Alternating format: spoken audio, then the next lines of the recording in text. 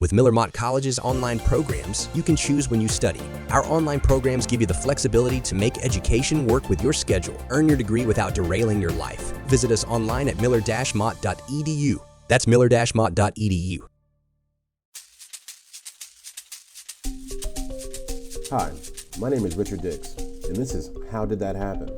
A podcast where I look at everyday things or events and try to figure out how they came to be. Every week I will research one topic, and by the end of the episode, I hope to truly have the answer to the question, how did that happen? Hello, and welcome to another episode of How Did That Happen? This week we are discussing coffee tables, and I know what you're thinking. Why? Sometimes curiosity just gets the best of you. So come along for a ride this week as I ask, coffee tables, how did that happen? All right, yeah, thanks for coming back for another week. This week, before we get into the episode, just do a little intro housekeeping.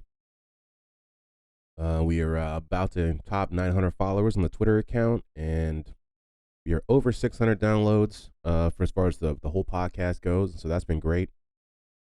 We are really, I know I've been talking about it. I would say by the end of May, because this is May 1st as I'm recording this, by the end of May, we should have a website.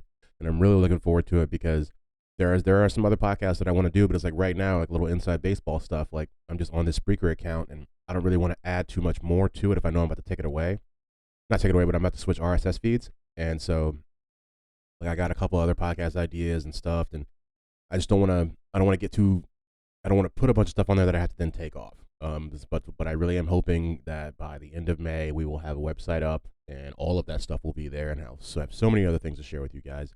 So if you could just hang in there with me and keep hearing about how things happen, we should be taking off here pretty soon. But among other things, I have been able to successfully keep all my food inside my stomach for the last few weeks, which has been, if you've been following the podcast, it's a new thing for me. Been going pretty well. I have not been back to Schmanda Excess yet, and I still don't have any. I don't even think I've had Chinese food since then, which is odd for me. Now that I think about it, I haven't been like avoiding it, but like, I'm realizing, like subconsciously, your brain is just like, nah, dude, we're not doing that right now. But without further ado, we will go ahead and get to this week's episode, which is about coffee tables and how they happened. In order to track the history of coffee tables, we must look at the evolution of coffee first. But this will not be an exhaustive dive into coffee, because that's like a whole nother episode, and coffee can get pretty deep. But it will start with the invention of coffee houses, which turned out to be like the turning point as far as like congregation and socializing around the actual drink itself. It is these spaces that coffee and the ideas around them truly blossomed. The first coffee house in the world was in Constantinople, which is common day Istanbul, and it was called Kiva Han. And this coffee was served strong, black, and unfiltered, which is kind of how I think of myself. But actually, if you read into different articles, a lot of places say they don't know where the first coffee house was. This was the first article that I read that was like, they were like, yeah, we know, or at least we're gonna lie and act like we know. But all of them do say it basically happened in the Orient area, like it was basically where Istanbul is, and even a little bit further to the left. They say actually some of them I read said the first coffee house was in Mecca. So basically, it all came from that area.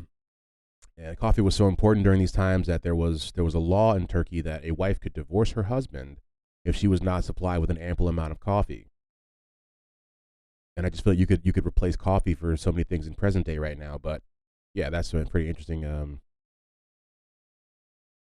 Coffee houses were common in the Middle East because the Muslim religion does not allow for the consumption of alcohol for most people. So the people needed something to consume and a place to talk about the affairs of the day, and that is what coffee houses really were during that time. They have a lot of instances in the early 1500s and the 1600s where the leaders, the imams or the sultans of these respective areas, were actually outlawing coffee houses and the consumption of that, because they saw it as a way to basically conspire and talk about political things that that people would then maybe get mad about and then want to like overthrow the elites and stuff like that. So there were definitely times during that time where they were so powerful that they had to be stopped, if you put it that way.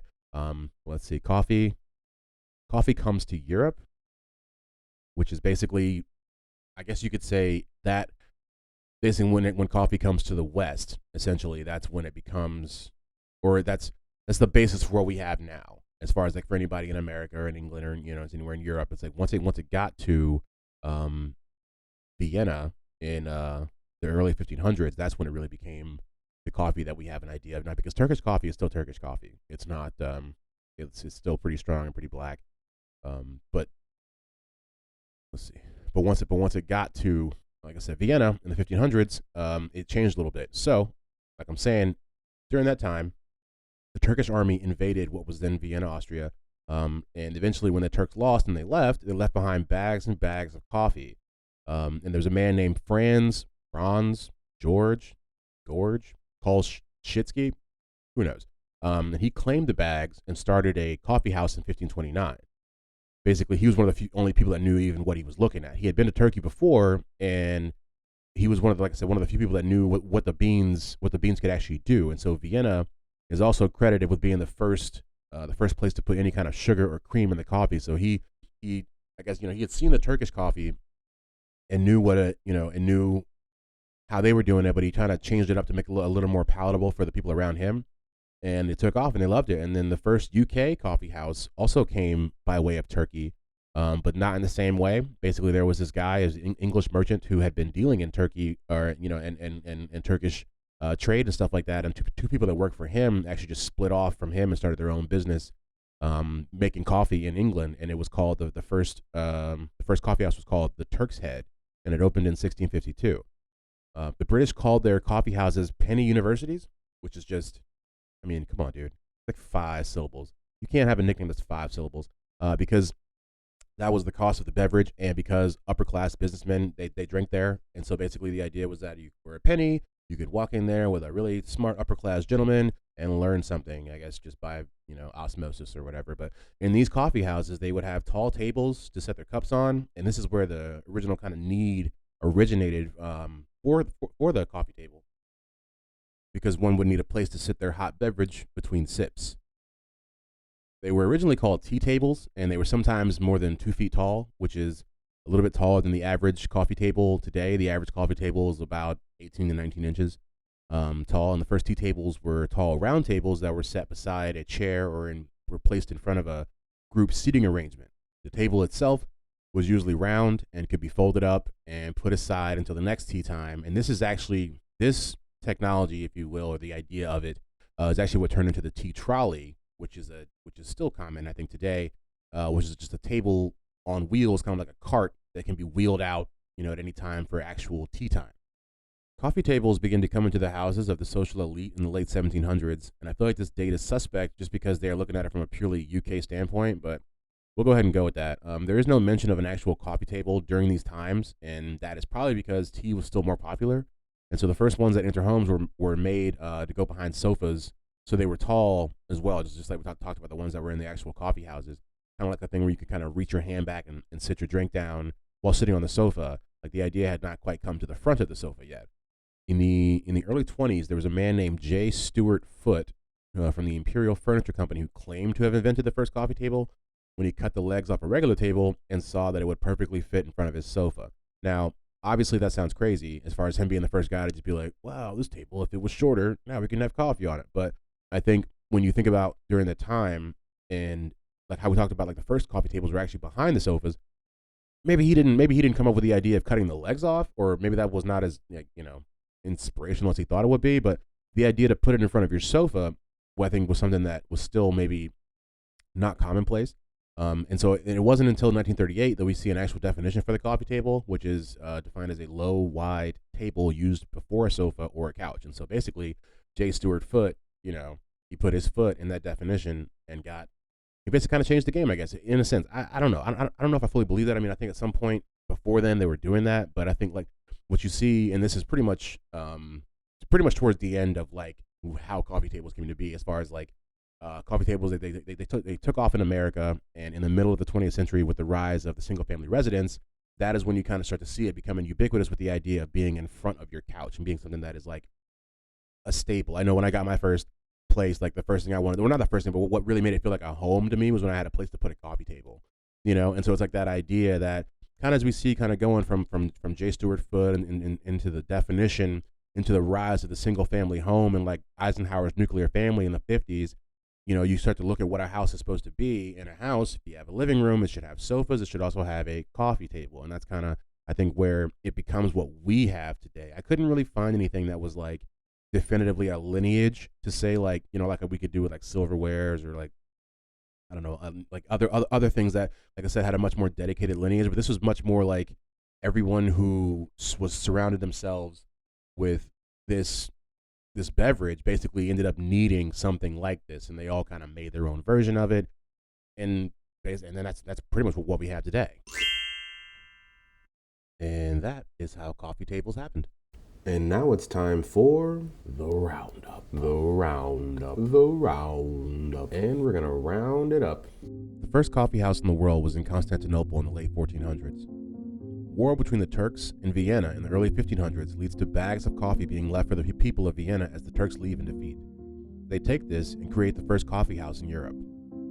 Coffee houses spread throughout Europe, which creates a need for a place to sit those hot beverages. The social elite bring them into their houses in the early 1700s, and they fuse with the idea of the tea table. They come over to America with the settlers and get marketed as a house staple during the growth of the single-family residence. Things I didn't know before, and now I know them. Never heard of these things. What are they? So the first one we have today for the I didn't know before segment is, and this was a doozy. The coffee house is where the idea of tips came from. In the coffee house, it was in these coffee houses that there would be a tip jar with a sign on it that said "To ensure prompt service," TIPS, tips. Basically, if you want it fast, drop a tip in the glass. And I just thought that was interesting because I would have never thought. I don't even know where tipping came from, and they do say that this was the first place that, just beyond the idea of it being the tips, that the idea of gratuity really came into play. The idea of let's give a little bit more in addition to paying for whatever it is that we just paid for to ensure better service. I just thought that was interesting as someone who used to work for tips to know the origin. The second one, and this has to do with the Turkish tradition of coffee, and I thought this was kind of interesting. Coffee was and still is a big deal over there. The prospective brides would sometimes be judged by their coffee making skills. They also would use it as a way to test their new husband or like test their prospective husband. And so what they would do is they would put salt in the coffee when they made it. And the idea is that the amount of salt correlates to how much they do or don't like the man. You don't like him that much, you put a whole bunch of salt in there. If you like him a lot, you don't put that much salt in there. But conversely, if the woman put a lot of salt in the cup and the man still drank it, it was a testament to his manliness and readiness to marry her. Which I just when I read that, I just had this vision of like this guy just like seeing this beautiful girl and a coffee cup full of salt, and he's just like, "Gotta do what you gotta do," and he just puts it down, and she's like, "He won't do it. He won't do it. There's no way he'll get all that salt." He just slams the cup down. And same thing. She's just like, "Oh my gosh, my man," or something like It was the mating rituals of any culture are just always interesting to me because I don't know, they're just always so different. Yeah, I mean, when I read this, I was like, so really, she's like testing her dude, like, how much salt can this man take? Or she's like, well, I really like him a lot, and I know he's a softie. I know he can't take it. I'm just gonna put a couple little pinches of there because I love him so much. It's such an odd, yeah. I mean, I'm not trying to judge, but I definitely did not know that before. All right, that's been another episode of How Did That Happen? We talked about coffee tables this time. Then we talked about what was it, bottled water the last time? No, cotton candy was the last thing we talked about. I don't know why I brought that up, but it's been a good episode. I wish there was more. I'm sure there's more, but it's like it becomes one of those things when you look at it, a lot of the same articles just keep saying the same things. And what I noticed, and maybe there's a niche for this for me to come back and maybe do it more later, which I'm thinking about doing some of these anyways. Once I get, I don't know, like 30, 40, maybe 50 episodes in, and I've gotten better, which I'm way better at it if anybody's been watching than I was 20 plus episodes ago, maybe go back and revamp some of these episodes and put some more information into it. This could be a perfect candidate for that, but as it stands right now, that's about the best we could find for how coffee tables happen. Like I said, I appreciate you guys always pressing play, and anybody that keeps coming back week to week. I am your host, Richard Dix. Be sure to like, rate, and subscribe wherever you can. Leave a comment if you can. We'll see you guys next week. With Miller Mott College's online programs, you can choose when you study. Our online programs give you the flexibility to make education work with your schedule. Earn your degree without derailing your life. Visit us online at miller-mott.edu. That's miller-mott.edu. Judy was boring. Hello. Then Judy discovered ChumbaCasino.com. It's my little escape. Now Judy's the life of the party. Oh, baby, mama's bringing home the bacon. Whoa, take it easy, Judy. The Chumba life is for everybody. So go to ChumbaCasino.com and play over 100 casino-style games. Join today and play for free for your chance to redeem some serious prizes. ChumbaCasino.com. No purchase necessary. Void where prohibited by law. 18+ terms and conditions apply. See website for details.